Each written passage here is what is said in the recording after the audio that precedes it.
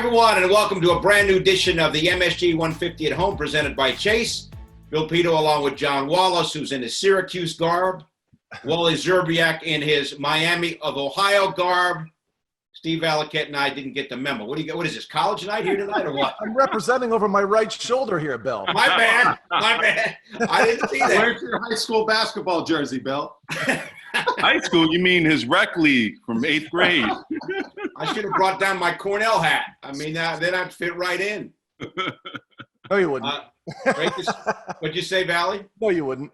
That's right. We got a former NHL goalie, a former number one NBA draft pick in John Wallace, a former number one NBA draft pick and All-Star in Wally Zerbiak. Where do I fit in? You're the odd man out, Bill. Don't worry about it.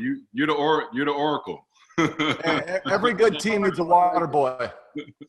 Well, I'm good at holding the water, that is for sure. As always, we want to thank healthcare workers and those on the front lines helping those who need it the most during this pandemic. And last night, guys, the NFL draft, props to ESPN, doing it virtually pretty much without any issues. Remember, on ESPN and ABC.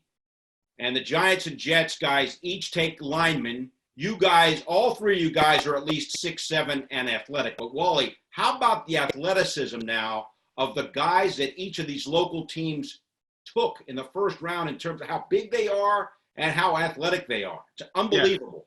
350-pound guys running sub-5 40s.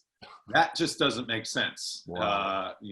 Put that guy in a pair of skates, Valley. Let's see how those guys handle him. Through the ice. Yeah, that's right. No, but those are two big-time athletes, obviously, and those are two. That's a position where both the Giants and Jets, you really need to get better. So hopefully those guys have phenomenal careers. They become pillars and cornerstones for both franchises. They can defend the blind side of both quarterbacks, young quarterbacks, franchise quarterbacks, hopefully. So hopefully that was a productive draft for both the Jets and the Giants. And I agree with you. Guys, that was a big-time production. Good job by ESPN pulling that off. The way they had all the analysts analyzing, the way they had highlights, the way they had, the hosts doing a great job. So overall, Trey Wingo did a great job. Overall, it was pulled off very well. And it just shows you where there's a will, there's a way in these tough times. And we pray for those that are on the front lines. We can get a lot of stuff done when we all think about it and do it together. So, John, Andrew Thomas goes 4th overall to the Giants. Mekhi Becton, 11th overall to the Jets. And Mekhi Becton, John, is 6'7", weighs 346, and ran a 5.1 40. And the fastest 40 in the history of the combine for anyone that size. And he could dunk a basketball. We might be able to use him on the Knicks a little bit instead of the Rangers. But I'm so happy for him because he had a couple of off-field issues that came about during the combine. And he still went first round. I think he was the highest rated tackle in the draft. Him and Wirfs, and they both slid a little bit. So, he's tried and proven at his position. And I think that Mekhi Becton had the best reaction of all the players getting drafted last night. You could see he was truly ecstatic. His family was ecstatic. And it was a big load lifted off his shoulders because he didn't know where he was going to slide to in the draft after what happened at the combine. So happy for him. Looking forward to all these guys coming to New York and getting fully acclimated and getting ready to play in the best city in the world. It's funny, one thing we don't talk about a lot with the draft guys is the guys that get picked late. Not everybody had the best day of their lives on draft day. You guys were first rounders, so you were spoiled, but you certainly had to live up to the hype too. And I think it's interesting to see that a lot of the guys that got the hype yesterday, they're going to have to live up to it. There's a lot of guys in the shadows that we're going to find out about soon too, and that's always interesting. Well, it's interesting, Valley, because you made it as an 8th-round draft pick. Talk about the challenges that you had to go through when you're always going up against high draft picks in a hockey organization or any pro organization. The draft day for me, guys, in 1996 was one of the worst days of my life. And my grandfather had fallen asleep. My sister was telling me, when are you going to get drafted? There isn't even an 8th round anymore, the round that I was selected in. And typically an 8th rounder, you have about a 1% chance of playing. 2-3 guys maybe play a game in the NHL. I look back at my draft experience and went back 7 and 8 years when I was at that time looking to see how many 8th rounders actually played. And the case is, guys, is that you've got a lot against you. You've got the label of being a late pick. So that stuff's always difficult to overcome, but it became my motivator. Everybody that was selected before me, there was 21 goalies drafted ahead of me that year. I wrote them all down in my moleskin, and one at a time, I crossed them off after I was able to play beyond them. That was my motivator after that, and it really triggered me, and it helped me play at a different level. Wally, what about the pressure? You and John, number one draft picks. You know, it's first-round draft picks. You know exactly what Thomas and Becton are going to go through. Wally, why don't you start? What's it like coming in when you're a first-round draft pick, and a high one at that?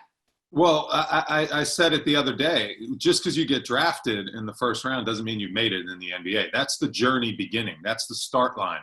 And you got to make your career and make the most of your career. You know, you're off to a good start, obviously, because you're drafted high, and you know the franchise really wants you when they pick you that high. This is an investment they're making in your game and your ability and your career. So they're going to give you every opportunity to succeed. But it's also up to you to put the work in to make them look smart and to make them look like they made a good pick. And I just remember when you're groomed through an organization and you're drafted by an organization, and for me it was the Timberwolves, the fans really, really latch on to their own. They latch on to the players that they draft. We saw it with R.J. Barrett this year. He was a real fan favorite. He had a phenomenal rookie year. Looks like he's going to be first-team all-rookie. So they're going to have an opportunity to really lift up, you know, franchises that have been struggling, and that opportunity is a big-time opportunity if they can really fulfill their potential in their careers.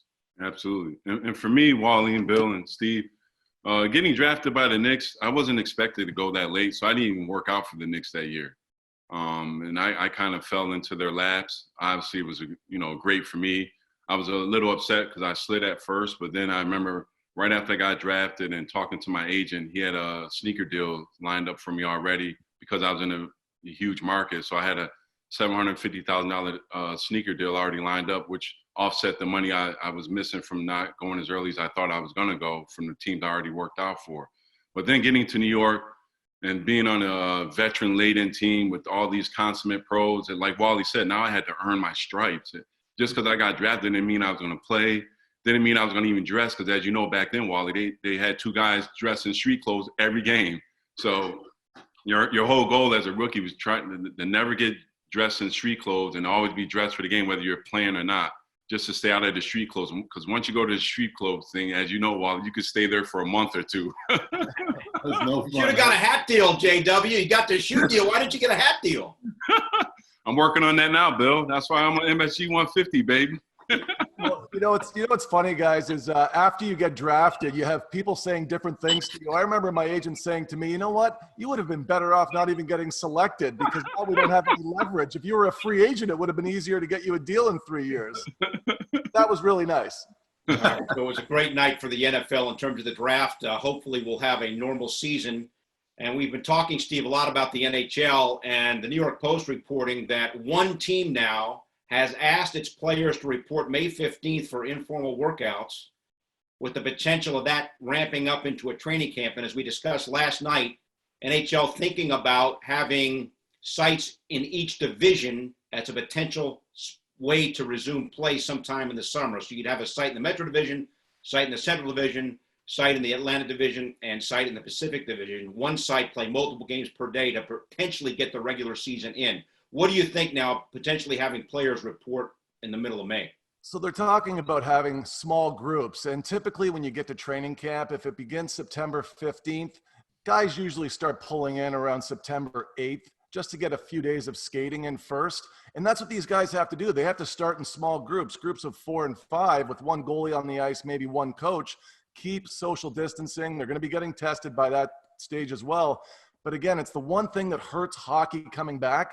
We can't just shoot hoops in a gymnasium, out on the street, hoop outside and play and feel comfortable with your sport handling the ball. It's easy for the basketball guys to come back. There's no ice available for these guys. It takes 2 weeks on the ice to get back. One of the things I remember about being a goalie, it's tough to get back up to your feet. It's really the motion, not when you extend to make a big split save that hurts your groin. It's actually just regaining your feet and that pulling mechanism of just bringing your leg in. Your groin always pulls. Those first 2 weeks, a lot of guys are going to be playing through a lot of pain.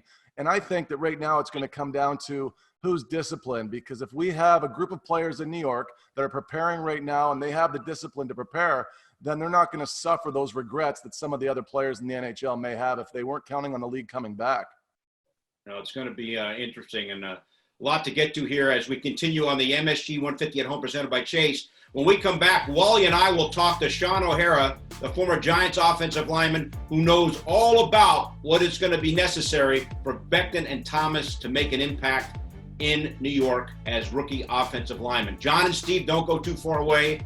John, we know after the first segment, we got to give you a little bit of a break, but we'll get you back for segment 3, okay? Got to get that laugh in, too. Wally and I back with Sean O'Hara right after this.